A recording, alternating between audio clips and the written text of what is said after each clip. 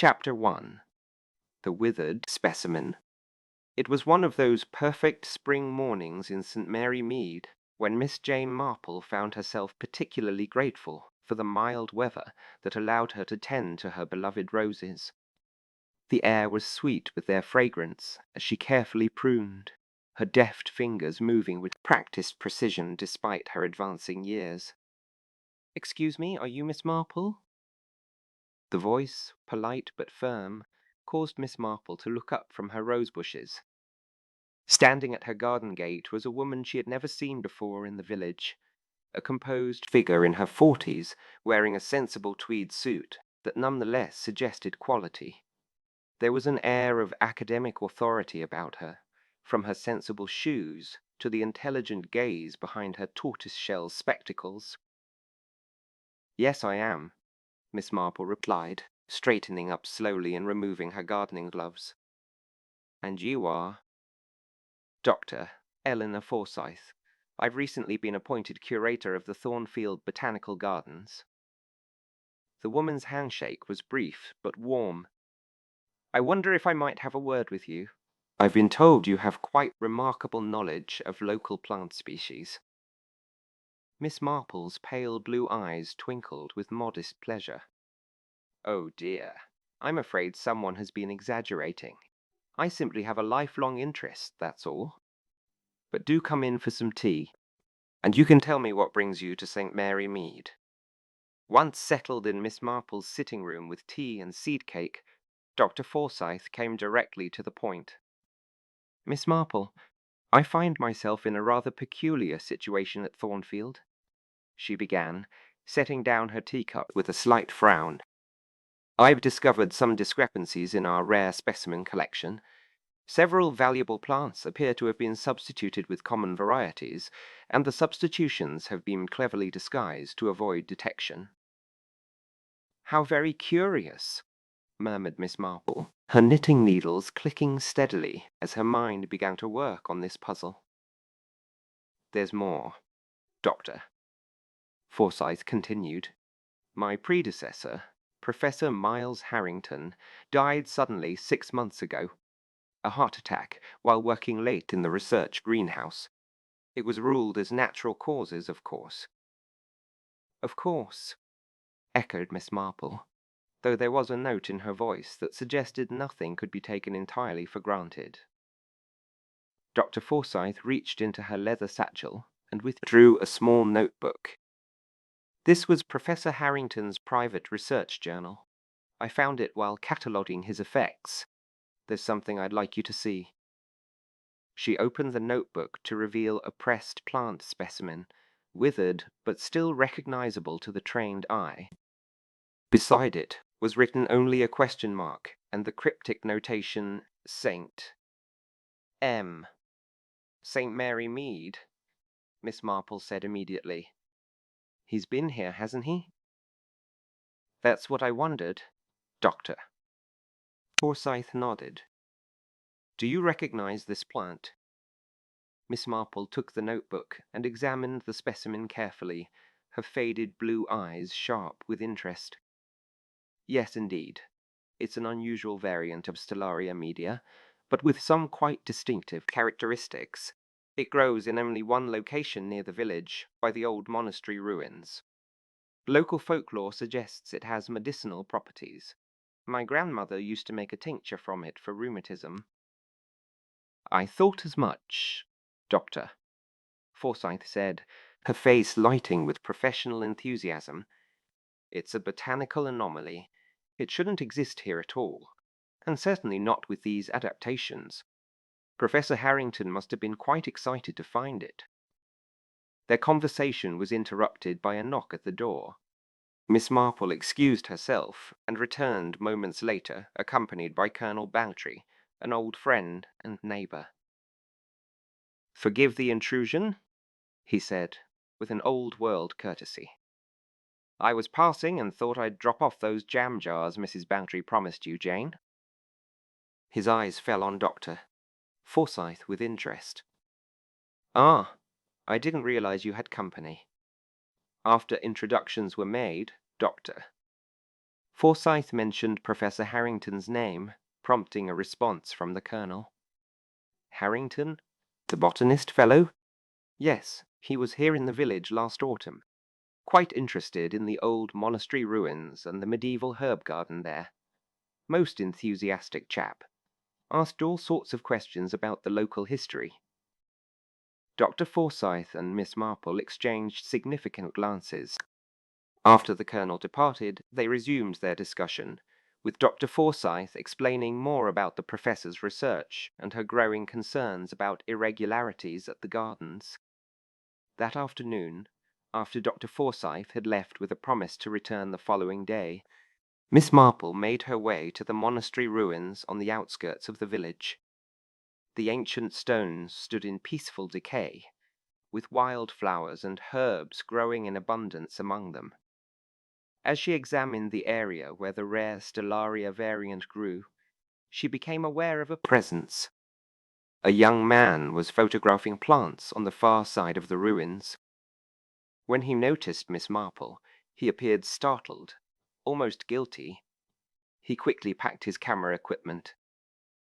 "Good afternoon," Miss Marple called pleasantly. "Are you interested in botany?" Yes, I am," he replied, coming closer but maintaining a cautious distance. He was in his late 20s, with an intensity about him that reminded Miss Marple of Professor Harrington, based on Dr. Forsyth's description. "I'm Adam Harrington, visiting from London." "Harrington?" Miss Marple raised her eyebrows with well-feigned surprise.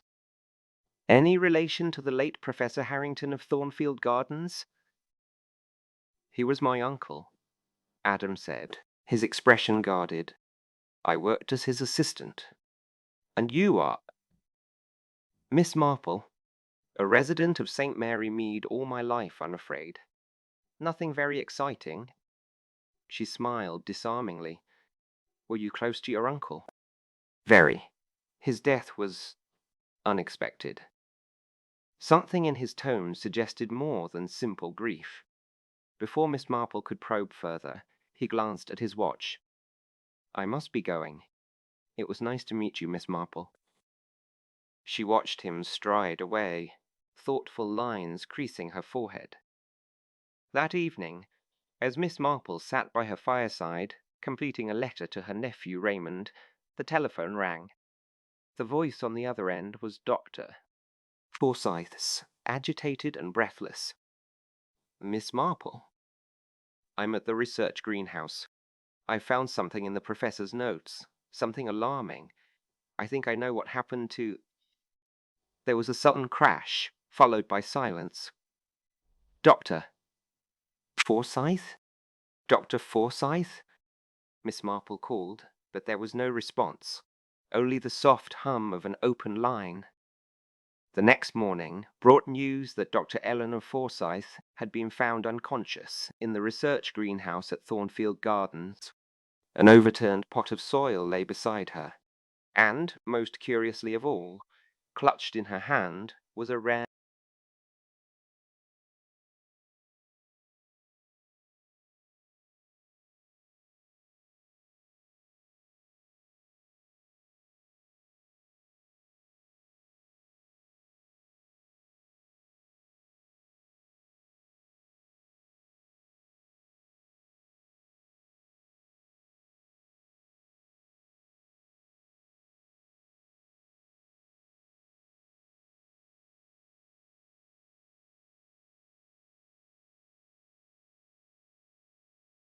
plant specimen, one believed to have been extinct for centuries.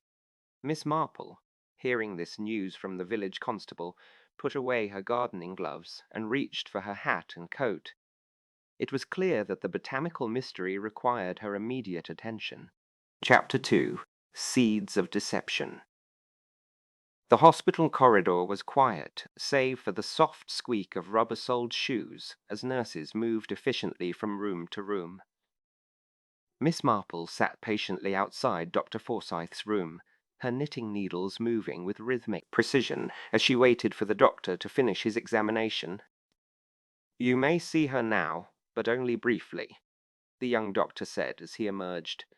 She's suffering from a concussion and appears to have no memory of the incident. Miss Marple nodded, tucking away her knitting.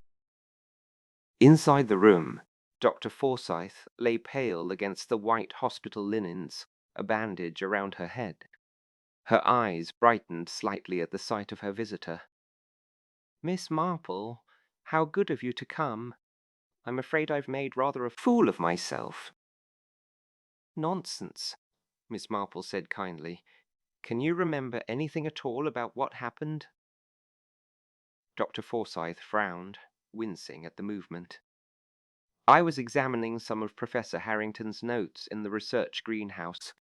I found something important, but it's all a blank after that. Their conversation was interrupted by the arrival of Inspector Slack, whose perpetual air of harassed efficiency was immediately recognizable to Miss Marple. He had been involved in several investigations in St. Mary Mead before, and while he had little patience for what he considered an interfering old lady, experience had reluctantly taught him to value her insights.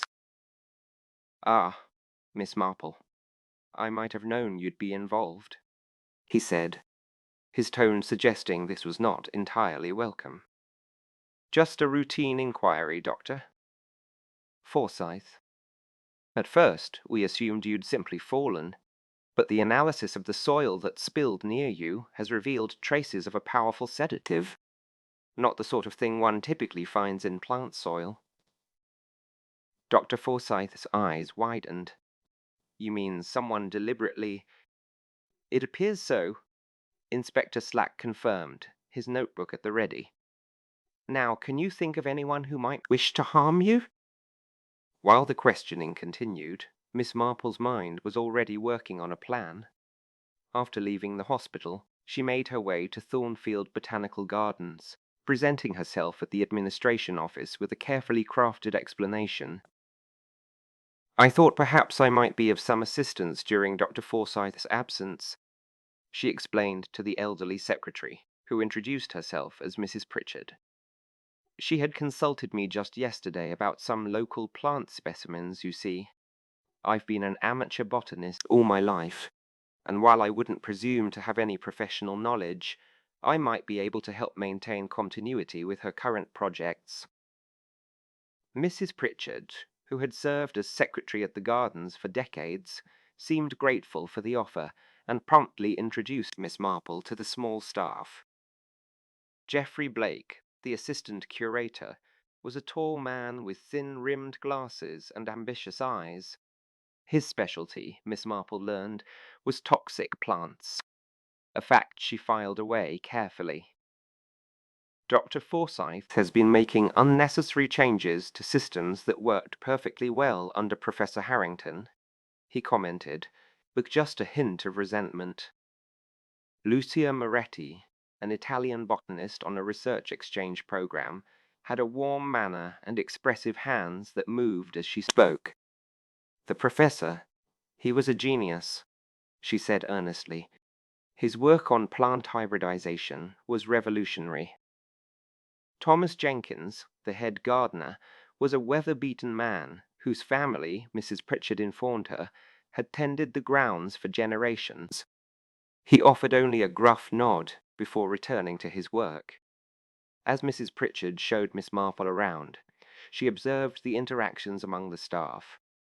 There was a palpable tension, particularly between Geoffrey Blake and Adam Harrington, whom she encountered again in the main greenhouse. "What are you doing here?" Adam asked Miss Marple, his surprise evident. Before she could answer, Blake interjected coldly. "Miss Marple is assisting while Dr. Forsyth recovers. Some of us, Adam, prefer to support the garden's current leadership rather than living in the past." Adam's face flushed. "My uncle's work deserves to be continued properly, not sidelined for your commercial projects." The research greenhouse, when Miss Marple finally had a chance to examine it, yielded several curiosities. A locked cabinet bearing Professor Harrington's name remained sealed, pending inventory, according to Mrs. Pritchard. A logbook on the central workbench had several pages carefully removed, the cut edges still visible along the binding. Most intriguing was a collection of soil samples labelled not with plant names, but with coordinates. Those were part of the professor's special project, Mrs. Pritchard explained when she noticed Miss Marple's interest. He became quite secretive about it in his final months, called it the discovery of a lifetime. Poor man, he never got to publish his findings. Later, as Miss Marple enjoyed a cup of tea in Mrs. Pritchard's office, the secretary spoke with the familiarity of long service. Professor Harrington was a brilliant man, but difficult, demanding. Not everyone appreciated his methods. I imagine Dr. Forsyth has faced challenges stepping into such a role, Miss Marple suggested. Indeed. Mrs. Pritchard lowered her voice. Between ourselves, there were those who felt the position should have gone to someone already familiar with the garden's work. Adam Harrington expected to inherit his uncle's position, and Geoffrey Blake has seniority. Dr. Forsyth was an outsider. Before leaving the gardens, Miss Marple made a detour to the village post office, where the postmistress, Miss Blenkinsop, was always a reliable source of information. Professor Harrington. The postmistress responded to Miss Marple's casual inquiry. Oh, yes. He received several packages from South America in the months before he died. Very excited about them, he was. Asked me personally to handle them with special care. The following morning, Miss Marple returned to the monastery ruins, this time with a more specific purpose. The area where the unusual Stellaria variant grew was near what would have been the infirmary in medieval times, a significant location for plants with medicinal properties. As she examined the ground, she noticed something that had escaped her attention the previous day, a patch of recently disturbed earth, as if someone had been digging. Nearby, partially concealed by a fallen stone, was a crumpled page torn from a botanical notebook. Miss Marple carefully retrieved it, smoothing out the paper to reveal a detailed sketch of a plant she didn't recognize, labeled in a neat hand. Monk's Hood stellata, extinct since 1539. Below the sketch was a note, medicinal properties consistent with Brother Ambrose's manuscript, possible cure for all ills. The handwriting matched that in Professor Harrington's notebook that Dr. Forsyth had shown her. Miss Marple stared at the drawing with growing excitement. If this plant, believed extinct since the dissolution of the monasteries under Henry VIII, had somehow survived here in St. Mary Mead, it would indeed be the discovery of a lifetime. And, she reflected, as she carefully folded the paper and placed it in her handbag, perhaps also a motive for murder. That evening, as she organized her thoughts over a cup of cocoa, Miss Marple created a neat list of questions. Why had Professor Harrington been so secretive about his discovery? What connection existed between the monastery ruins and the soil samples in the research greenhouse? Who stood to benefit from suppressing his findings? And most urgently, who had attacked Dr. Forsyth? And what had she discovered in the professor's notes that had put her in danger? The telephone's sharp ring interrupted her contemplation. It was Dr. Forsyth, her voice stronger but tinged with determination. Miss Marple, I'm being released tomorrow, and I'm going back to the gardens immediately. Whatever happened to me was no accident, and I believe it's connected to Professor Harrington's death. There's something in that greenhouse that someone doesn't want me to find.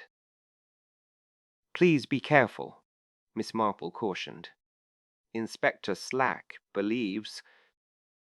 Inspector Slack dismissed the professor's death as natural causes, Dr. Forsyth interrupted. I'm not inclined to trust his judgment. Will you meet me at the gardens tomorrow? There's something I need to show you. After promising to do so, Miss Marple replaced the receiver thoughtfully. The seeds of deception had been planted long ago at Thornfield Gardens, she suspected. Now they were beginning to bear deadly fruit. Chapter 3. The Greenhouse Incident. The morning sun cast dappled shadows through the glass panels of the main greenhouse as Miss Marple made her way toward the research section of Thornfield Gardens. She had deliberately arrived early, hoping to have a quiet moment to observe before meeting Dr. Forsyth. The gardens were peaceful at this hour, with only the occasional gardener visible among the meticulously maintained beds.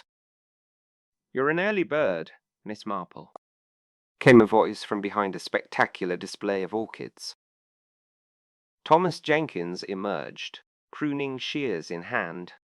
Today he wore heavy gardening gloves, which he always did, Mrs. Pritchard had mentioned, due to an almost religious devotion to protecting his hands from the various toxic plants in the collection. "I find one notices more when a place is just waking up," Miss Marple replied with a smile. "You must know every plant here intimately, Mr. Jenkins." "5 generations of my family have tended these grounds," the head gardener said with quiet pride. "My grandfather worked here when it was still the private collection of Lord Thornfield, before it was open to the public." "Then you would have known Professor Harrington well?" A shadow crossed Jenkins' weathered face. "I did.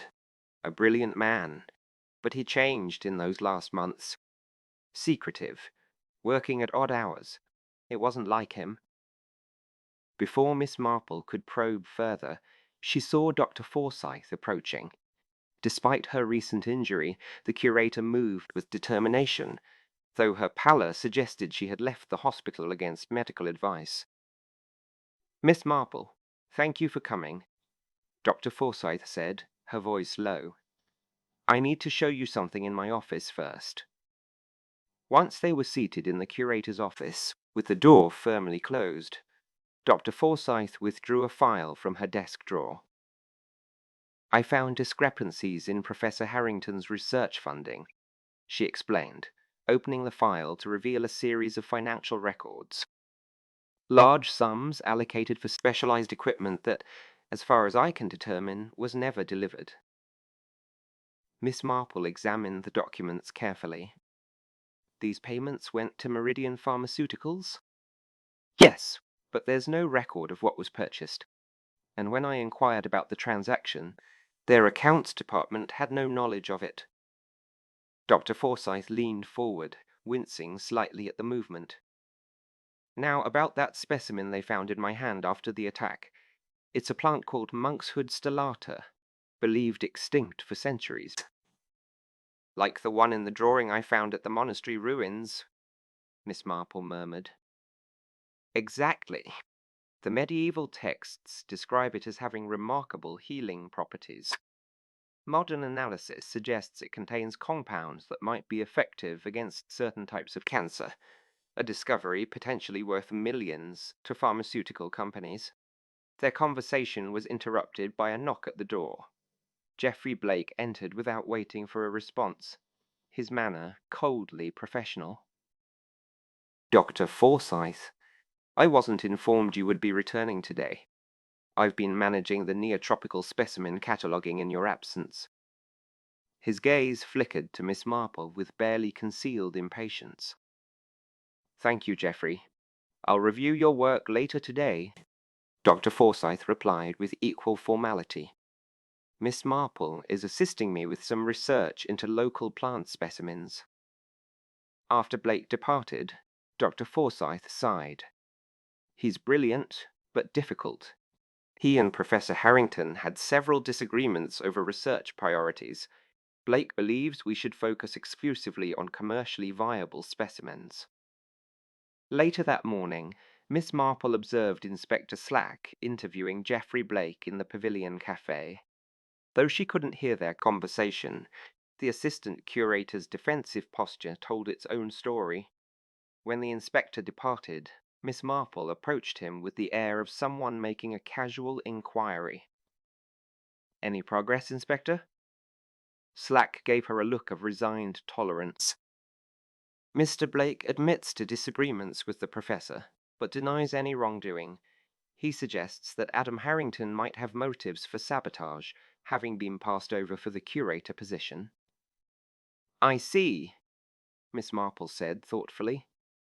Have you examined the visitor logs for the gardens? Sometimes the most obvious clues are overlooked. Though Slack bristled at the implied criticism, he took her suggestion, allowing Miss Marple to accompany him to the administration office. The logs revealed something interesting.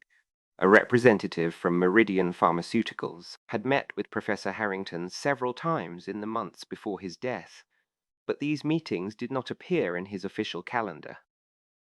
This discovery prompted Miss Marple to make a visit to Meridian's regional office the following day, presenting herself as a member of the Village Flower Show Committee, seeking corporate sponsorship. The receptionist directed her to the Public Relations Department, where a young woman named Miss Davies was happy to discuss potential community partnerships. Meridian has always supported botanical research, Miss Davies said brightly. In fact, we had been funding some of Professor Harrington's work at Thornfield Gardens. Such a tragedy, his passing. Oh, you knew him? Miss Marple asked innocently. Not personally, but our research director, Dr. Parrish, worked closely with him on a project related to rediscovered medieval medicinal plants. It was all very exciting, the potential for new treatment pathways based on ancient knowledge. The conversation yielded valuable information, but as Miss Marple prepared to leave, she noticed a framed photograph on the wall showing the Meridian Board of Directors. Among them was a face she recognized, Geoffrey Blake, standing slightly behind the others, as if not fully part of the group. That evening, as shadows lengthened across the gardens, Miss Marple received an urgent telephone call from Thomas Jenkins. Miss Marple, I need to speak with you, the gardener said, his voice uncharacteristically agitated. About the professor's work. There's something you should know. I've been observing some strange activities in the greenhouse at night. What sort of activities, Mr. Jenkins? Not over the telephone. Can you meet me at the East Greenhouse tomorrow morning, before anyone else arrives? 7 o'clock? After agreeing, Miss Marple had a restless night, her mind turning over the various pieces of the puzzle. By dawn, she was dressed and making her way through the morning mist toward Thornfield Gardens. The gates would not officially open until 9, but Thomas Jenkins had mentioned a service entrance that the gardeners used. When she reached the East Greenhouse, however, there was no sign of Jenkins. Miss Marple waited patiently, watching as the sun rose higher and garden staff began to arrive. Just as she was considering whether to inquire at the main office, she heard a cry from inside the greenhouse. Dr. Forsyth stood frozen in the doorway, her hand pressed to her mouth. Following her gaze, Miss Marple saw what had caused her distress. Thomas Jenkins lay sprawled on the floor among scattered pots and soil, his face contorted in a grimace of pain. Beside him was a rare plant with distinctive purple flowers, its broken stem leaking sap. By the time Inspector Slack and the police doctor arrived, there was no doubt that Jenkins was dead. The preliminary assessment suggested accidental contact with a toxic plant, a risk well known to those who worked with such specimens. Yet Miss Marple, examining the scene with careful eyes, noticed something odd. The gardener's heavy gloves, which he had been wearing just the day before and was known to never work without, were conspicuously absent. This was no accident, she murmured to Dr. Forsyth as police technicians photographed the scene. Mr. Jenkins was expecting someone this morning, someone he trusted enough to remove his gloves.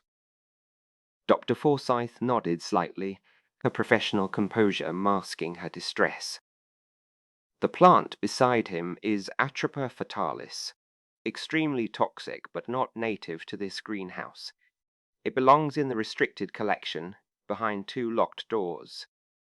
As the body was removed and Inspector Slack began questioning staff members, Miss Marple quietly examined the area near where Jenkins had fallen. Among the scattered soil and broken pottery, she found a torn scrap of paper bearing what appeared to be part of a molecular diagram. Before she could examine it further, Geoffrey Blake approached. "A terrible tragedy," he said, his expression appropriately somber. Jenkins was an excellent gardener, but perhaps too confident around dangerous plants. This is why we have strict protocols. "Indeed," Miss Marple replied mildly, "though I understand Mr. Jenkins was particularly careful about wearing his gloves." Blake's eyes narrowed slightly. "Everyone makes mistakes, Miss Marple. Even experienced gardeners." Later that afternoon, as police activity at the gardens wound down, Miss Marple sought out Adam Harrington, finding him in the herbarium examining pressed specimens. "Mr. Harrington, I understand you worked closely with your uncle. Did he ever mention Meridian Pharmaceuticals to you?" Adam looked up sharply. "How do you know about that?" "It's in the visitor logs. Their representative met with him several times." "I told him not to trust them," Adam said bitterly. "They wanted to commercialize his discovery, patent it, control access. But my uncle believed medical advances should benefit everyone, not just those who could afford expensive treatments." "The monk's hood stellata," Miss Marple said quietly. Adam's eyes widened. "You know about that?" "Yes. The plant my uncle rediscovered at the monastery ruins.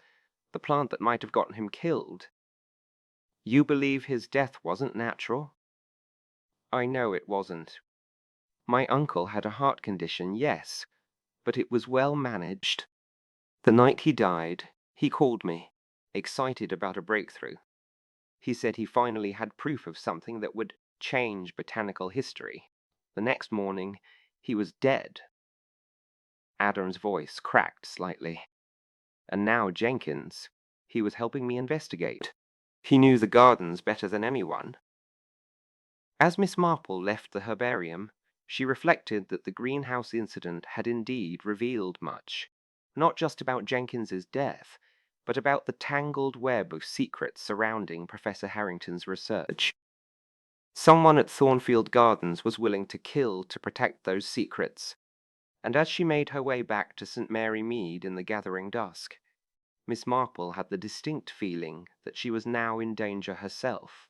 Chapter 4. Roots of Suspicion.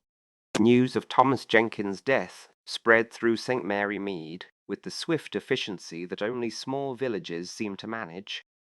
By morning, everyone knew that the head gardener at Thornfield had died under mysterious circumstances. The vicar's wife, calling on Miss Marple with the ostensible purpose of discussing the church flower rota, brought a wealth of gossip. "They say it was that dreadful plant poison," she confided, accepting a cup of tea.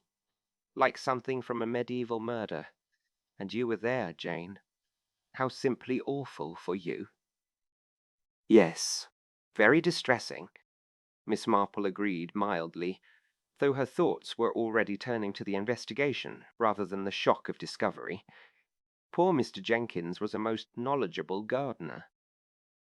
After her visitor departed, Miss Marple telephoned Thornfield Gardens and was not surprised to learn that Inspector Slack had established a police presence on the grounds. When she arrived later that morning, there was a constable stationed at each entrance, checking identification. "Miss Marple." Dr. Forsyth greeted her with visible relief, ushering her into the curator's office. "I'm glad you've come. The situation has become quite tense. Inspector Slack is convinced now that both Jenkins' death and the attack on me were deliberate." "Has anything else been discovered?" Miss Marple inquired, settling herself into a chair. Dr. Forsyth lowered her voice, despite the closed door. "The soil samples. Several have disappeared from the research greenhouse. And after you left yesterday, I found something." She reached into her desk drawer and withdrew a small brass key. This was concealed in a potted specimen in Professor Harrington's private collection, a plant that had been incorrectly labelled as common ivy. "And what does it open?" Miss Marple asked, examining the key with interest. "Come with me." They made their way to the research greenhouse, now guarded by a rather bored-looking young constable who nodded them through. Dr. Forsyth led Miss Marple past the main work area to what appeared to be a storage section. Behind a tall shelving unit filled with empty pots and soil bags, she revealed a concealed door, almost invisible when the shelves were fully stocked. "Professor Harrington's secret growing area," she explained, inserting the key into a well-disguised lock. "I found references to it in his notes, but couldn't locate it until yesterday." The door swung open to reveal a small chamber, illuminated by specialized growing lights. But instead of the expected plants, they found only empty growing trays and a few scattered implements. The area had been cleared out, with only trace evidence of soil and plant material remaining. "Someone has removed everything," Dr. Forsyth said, disappointment evident in her voice. "But look here." She pointed to a small notebook that had fallen behind one of the growing tables. Inside were detailed measurements and observations, all coded with the same coordinate system Miss Marple had observed on the soil samples. "I believe he was cultivating the monkshood stellata here," Dr. Forsyth said, "experimenting with growing conditions to match those at the monastery ruins." But why such secrecy? Miss Marple wondered aloud. Surely a botanical discovery of this magnitude would be celebrated. "Unless there was more to it than simple rediscovery," Dr. Forsyth replied thoughtfully. "Something about this plant made it worth killing for." That afternoon, Miss Marple decided to call on Mrs. Jenkins, the gardener's widow. She found the woman in a neat cottage at the edge of the village, surrounded by family and neighbors bringing condolences and practical help. "It's very kind of you to visit, Miss Marple," Mrs. Jenkins said when they were finally able to speak privately in the small back garden. "Thomas always spoke highly of you, even in the short time you were at the gardens." "He was a very knowledgeable man," Miss Marple said gently. "Mrs. Jenkins, did your husband mention anything to you about concerns he had at work? Anything unusual he might have noticed?" The widow hesitated, twisting her handkerchief. "He was troubled these past few weeks. Said there was something not right happening at the monastery ruins, someone digging at night. Thomas went there himself, after dark. He said he needed to see what they were after." "Did he find anything?" "He took a soil sample," Mrs. Jenkins said, her voice dropping to a whisper. "Said it might explain why Professor Harrington had been so interested in the place. He kept it in his tool shed." The small wooden shed at the bottom of the garden was meticulously organized, with each tool hanging in its proper place, the domain of a man who took pride in his work. In a locked drawer, which Mrs. Jenkins opened with a key kept on the window-sill, they found a small glass jar containing soil. "He meant to have it analyzed," Mrs. Jenkins explained. "Said there was something strange about it, not like the native soil around here." Miss Marple accepted the jar carefully. "Would you allow me to have this examined? It might help understand what happened to your husband." Back at Thornfield Gardens, Miss Marple was surprised to find Lucia Moretti waiting outside the main entrance, apparently watching for her arrival. "Miss Marple," the Italian botanist said urgently, drawing her aside to a secluded bench beneath a large magnolia. "I need to speak with you privately." Once they were seated, Lucia continued in a low voice. "I have been afraid to say this to the police, but after what happened to Thomas—" She glanced around nervously. "I was collaborating with Professor Harrington on a special project." We were analyzing plant specimens from South America that shared characteristics with medieval European medicinal plants. The packages from South America that the postmistress mentioned, Miss Marple said with a nod. Yes. The professor had a theory that certain plant knowledge had been exchanged between continents long before Columbus, that monks or early explorers had brought back specimens, or perhaps taken European plants to the New World. What a fascinating theory, Miss Marple commented, her mind working quickly. But surely not one that would provoke murder. Lucia leaned closer. Geoffrey Blake strongly opposed this research, called it wasting resources on folk remedies. He wants Thornfield to focus on partnerships with pharmaceutical companies, developing commercially viable products. Like Meridian Pharmaceuticals, Miss Marple murmured. Exactly. Blake has connections there. But there's more. Lucia's voice dropped even lower. The night before the professor died, he told me he had proof, not just of the plant's existence, but of its extraordinary properties. He said it was evolution in action, a plant that had adapted and survived in isolation for centuries, developing unique compounds.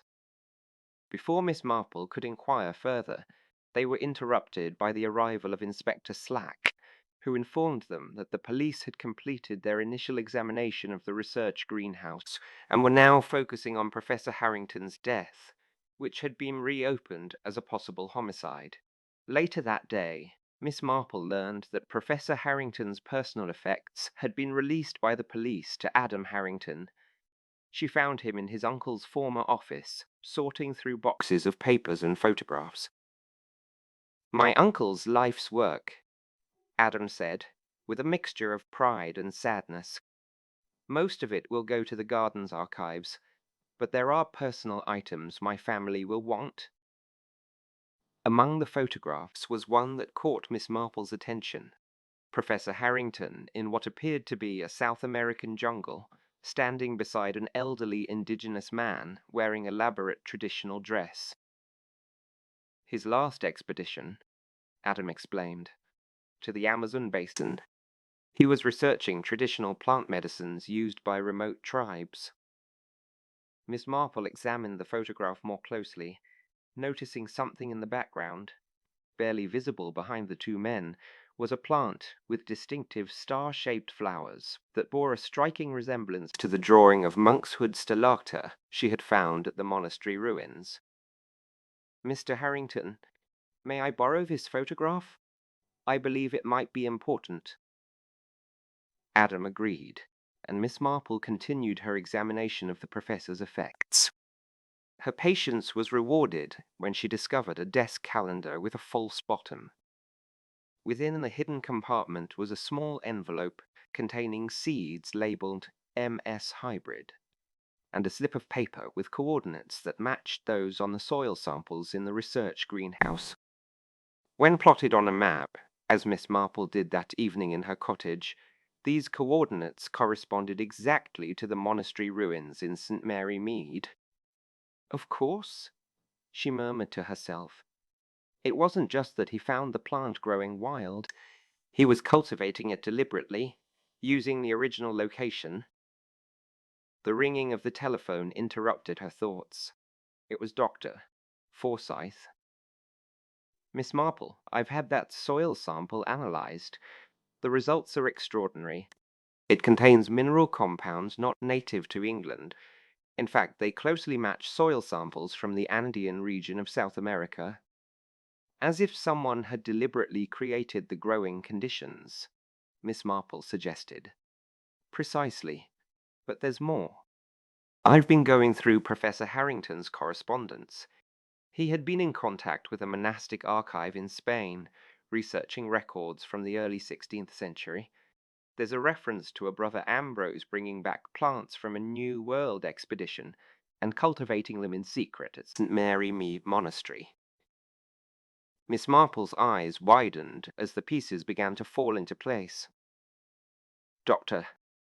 Forsyth, I believe we need to examine the monastery ruins again, but this time with a very specific purpose. Can you meet me there tomorrow morning at dawn?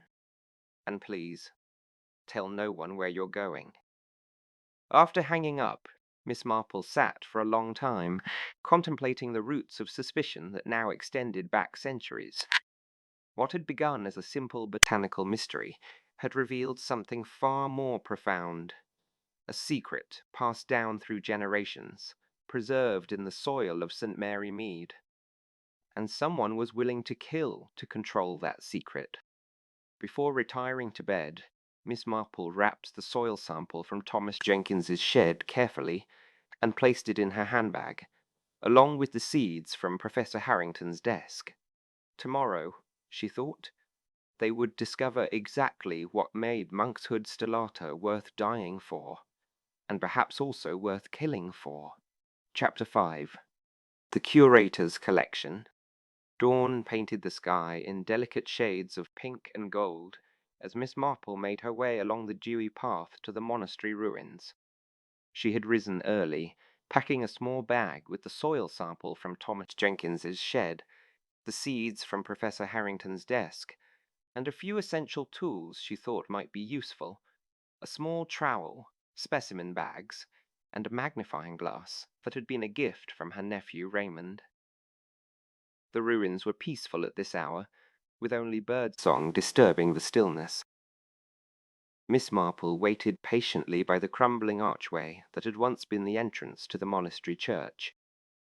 When Dr. Forsyth appeared a few minutes later, she carried a similar collection of botanical implements, along with a folder of papers.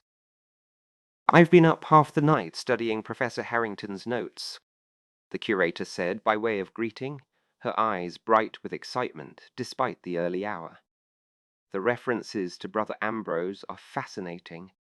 He accompanied an early expedition to the Americas in the early 1500s, decades before most organized exploration.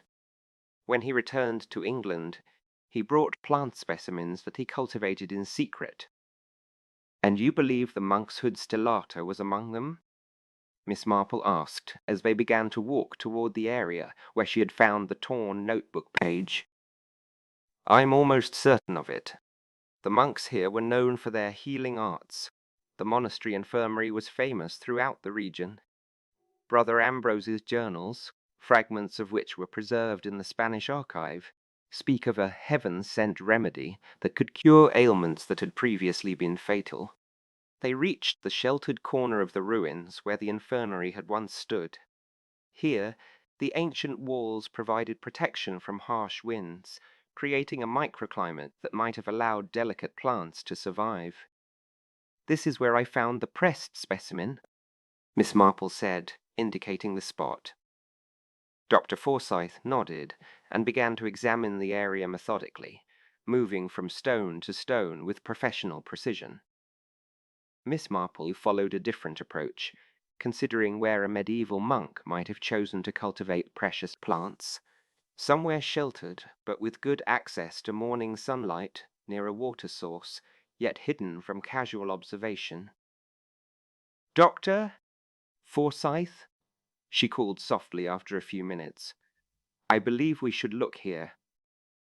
She had identified a section where the ruins formed a natural enclosure, partly shielded by a wild tangle of native vegetation that had grown up against the stones over centuries.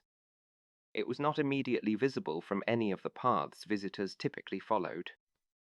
Working together, they carefully parted the dense growth of ivy and brambles. Behind this natural screen, in a sheltered patch of ground where the morning sun now fell in dappled patterns, they discovered something remarkable. A small cluster of plants, unlike any Miss Marple had seen in her extensive knowledge of English flora. "Extraordinary," Dr. Forsyth breathed, kneeling to examine them more closely. "These appear to be natural hybrids of Monkshood Stellata. The basic structure is consistent with medieval descriptions, but they show clear signs of adaptation, probably over centuries of isolation." "They've evolved," Miss Marple said with wonder. just as Professor Harrington suspected.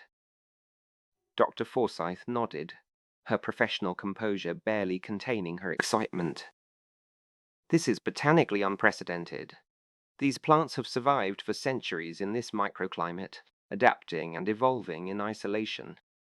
The implications for our understanding of plant adaptation are revolutionary, not to mention the potential medicinal properties. They began carefully collecting specimens, with Dr. Forsyth explaining the proper techniques to preserve both the plants and their habitat. Miss Marple watched the curator's methodical approach with approval, noting how she took only what was needed for study, ensuring the colony would remain viable. The remarkable thing, Dr. Forsyth said as she labeled a specimen bag, is that these plants shouldn't be here at all. South American species couldn't normally survive in the English climate, especially not for centuries. But this sheltered location, combined with the unusual soil composition, it's as if someone deliberately created the perfect conditions. Brother Ambrose, Miss Marple murmured, and after him, perhaps generations of caretakers who maintained the tradition. Mr. Jenkins mentioned that his family had been gardeners for generations. As Dr. Forsyth collected a soil sample for comparison, Miss Marple pondered the implications. Professor Harrington must have discovered these plants and recognized their significance immediately. But why keep it secret? Because of their value, came a cold voice from behind them. Geoffrey Blake stood at the entrance to their secluded corner, his face tight with suppressed excitement. In his hand was a small vial of clear liquid. "I've been following your progress with great interest, ladies. How convenient that you've done all the detective work for me."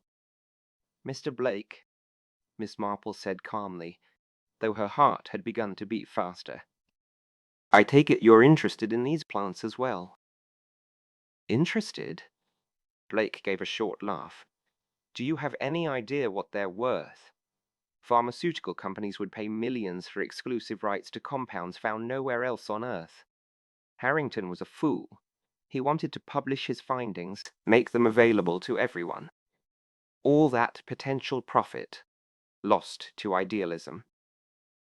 "So you killed him," Dr. Forsyth said, her voice steady despite the accusation.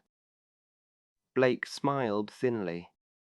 "I prefer to think of it as protecting an investment. Harrington had a known heart condition. No one questioned a heart attack. It would have been perfect if he hadn't left those damned notes and specimens for you to find."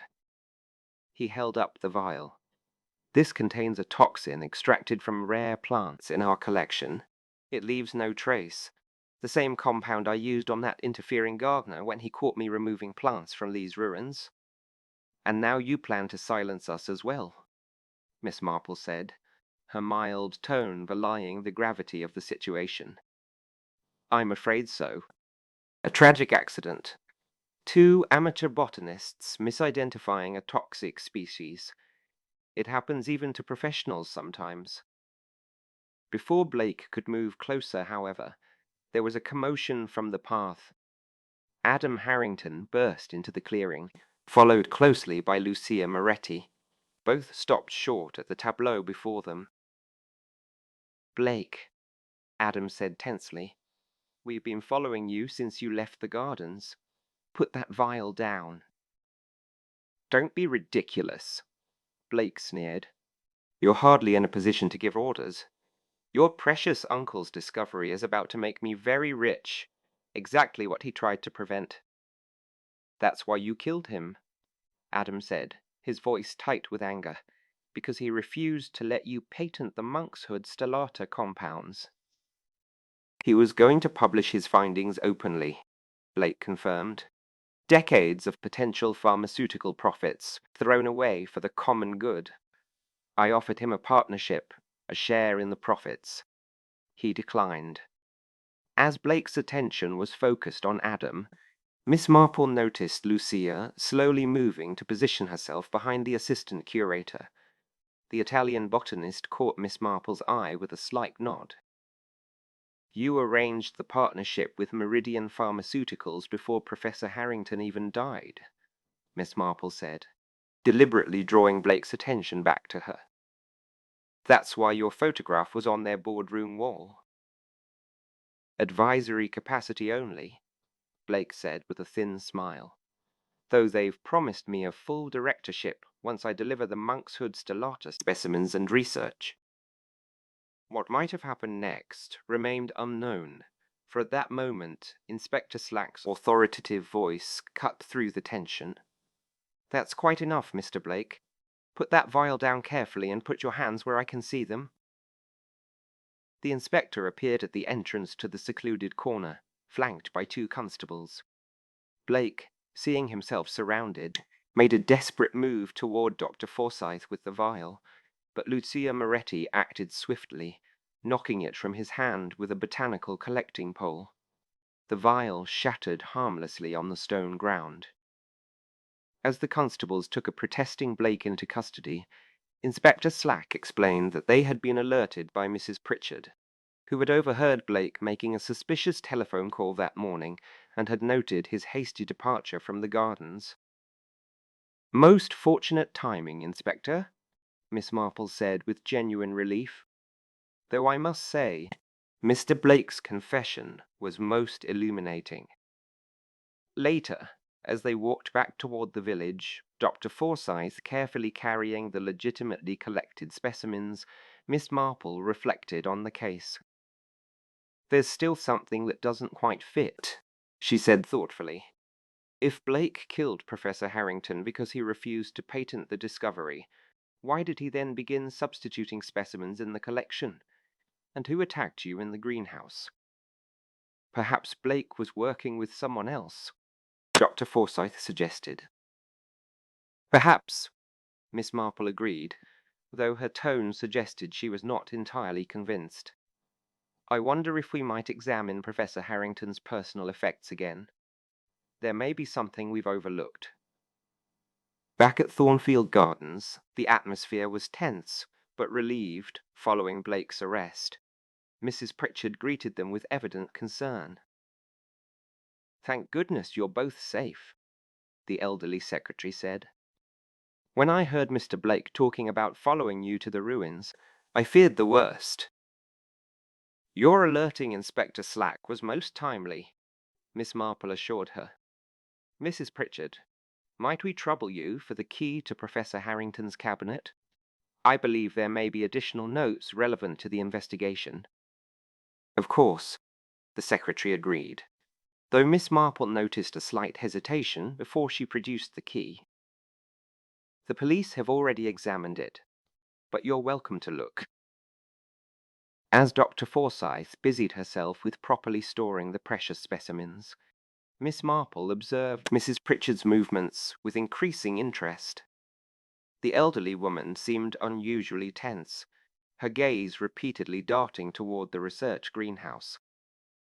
Making a sudden decision, Miss Marple excused herself, saying she needed to collect her handbag from the curator's office. Instead, she made her way quietly to the research greenhouse. Through the glass, she saw Mrs. Pritchard moving with surprising speed and purpose toward the locked cabinet bearing Professor Harrington's name, a small key already in her hand. Miss Marple watched as the secretary removed something from the cabinet, a journal and a small box that appeared to contain plant specimens. The elderly woman's expression was not that of someone engaged in wrongdoing, but rather reflected a strange determination, as if completing a necessary task.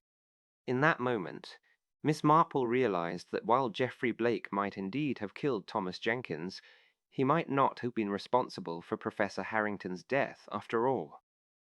The roots of this mystery reached deeper than she had imagined, extending into the past and connecting generations of secrets. And Mrs. Pritchard, the seemingly loyal secretary who had served at Thornfield Gardens for decades, clearly knew more than she had revealed. Much more. Chapter 6. Deadly Harvest. The main greenhouse of Thornfield Gardens was bathed in golden afternoon light, as Miss Marple arranged the final details for what she privately thought of as the denouement. At her request, Inspector Slack had agreed to this unusual gathering, though his agreement had come with considerable reluctance and the condition that he and a constable be present throughout. "I still don't see why this theatrical approach is necessary, Miss Marple," he grumbled as they waited for the others to arrive. "We have Blake's confession regarding Jenkins's murder." "But not regarding Professor Harrington," Miss Marple pointed out mildly.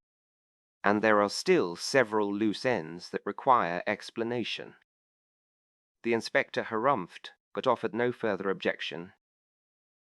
Soon the greenhouse doors opened to admit Dr. Forsyth, followed shortly by Adam Harrington and Lucia Moretti, who entered together. Last to arrive was Mrs. Pritchard, who appeared somewhat flustered, her usually impeccable grey hair slightly dishevelled. "Thank you all for coming," Miss Marple began, once everyone was seated among the exotic foliage. "Inspector Slack has kindly allowed me to share some observations that may help complete our understanding of recent events." She looked around at the assembled faces, noting the varying expressions of curiosity, tension, and, in one case, carefully controlled apprehension. "This mystery," she continued, "centers not just on murder, but on a botanical discovery of immense scientific and commercial value. Professor Harrington had indeed made a remarkable discovery, not just rediscovering an extinct plant, but proving that the medieval monks of St. Mary Mead had developed advanced hybridization techniques centuries ahead of their time."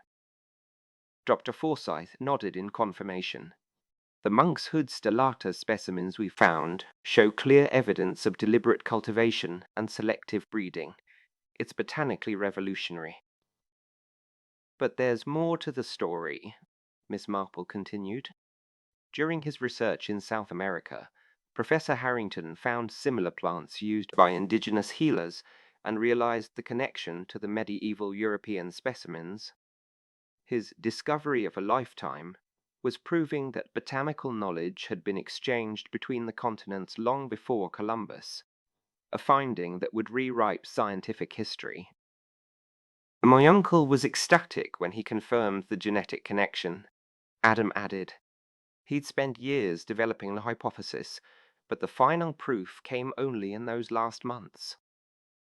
"The professor had been secretly cultivating these hybrids," Miss Marple explained, "combining the South American and St. Mary Mead specimens to recreate the full medicinal potential described in medieval texts. Mr. Blake, discovering this research and recognizing its pharmaceutical value, attempted to steal the work for himself, partnering with Meridian Pharmaceuticals to patent the compounds. That's why he killed Thomas Jenkins," Lucia said softly, "because Jenkins discovered him removing plants from the ruins." "Yes," Miss Marple agreed, "but Mr. Blake was not responsible for Professor Harrington's death." A charged silence followed this statement. Inspector Slack straightened in his chair, his expression alert. "If not Blake, then who?" he demanded. Miss Marple turned her gentle gaze to Mrs. Pritchard, who sat very still, her hands folded tightly in her lap. "That crime," Miss Marple said quietly, "was committed by Mrs. Pritchard, whose family had been the traditional keepers of the monastery garden's secrets for generations." Mrs. Pritchard did not deny the accusation. She raised her chin slightly, her eyes clear and unrepentant. "How did you know?" she asked simply. "Several small things," Miss Marple replied. "Your reaction when Blake was arrested. Relief, yes, but not the complete relief of someone who believes all danger has passed. Then there was your knowledge of the gardens, far more extensive than would be expected even from long service. But most tellingly, I observed you removing items from Professor Harrington's locked cabinet yesterday, a journal and plant specimens that the police hadn't found." "The journal contained the true history," Mrs. Pritchard said softly. A history that Professor Harrington had pieced together, and that should have remained private. Would you share that history with us now? Miss Marple suggested gently. Mrs. Pritchard looked around at the assembled faces, then nodded slowly. My family has served as guardians of the monkshood stellata since the dissolution of the monasteries under Henry VIII.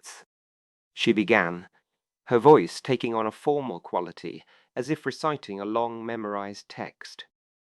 When the monks were driven out, Brother Ambrose entrusted the secret of the healing plants to my ancestor, who had worked in the monastery gardens. For nearly 500 years, the knowledge was passed down through the women of my family. The location of the plants, the proper way to harvest them, the preparation of remedies. The Jenkins family were also part of this tradition, weren't they? Miss Marple asked. Yes, Mrs. Pritchard acknowledged. Thomas's grandmother was my aunt. Our families intermarried over centuries, keeping the knowledge close. We used the plants sparingly, only for those in dire need, following Brother Ambrose's instruction that the cure for all ills was not to be exploited for profit or fame. And then Professor Harrington discovered your secret, Dr. Forsyth said with dawning comprehension. He was brilliant, Mrs. Pritchard admitted. He noticed patterns in local medicinal folklore, traced references in old manuscripts. When he found the plants at the ruins, he immediately recognized their significance. At first, I tried to mislead him, but he was too knowledgeable to be deceived for long. So, you decided to silence him permanently, Inspector Slack stated flatly. Mrs. Pritchard met his gaze unflinchingly. I did what generations of my family have done, protected the secret. These plants were meant to heal, not to make pharmaceutical companies wealthy. When Professor Harrington told me he intended to publish his findings and share the discovery with Meridian, I knew I had to act. You used a toxin derived from the plants themselves, Miss Marple said. Something that would mimic the symptoms of his existing heart condition.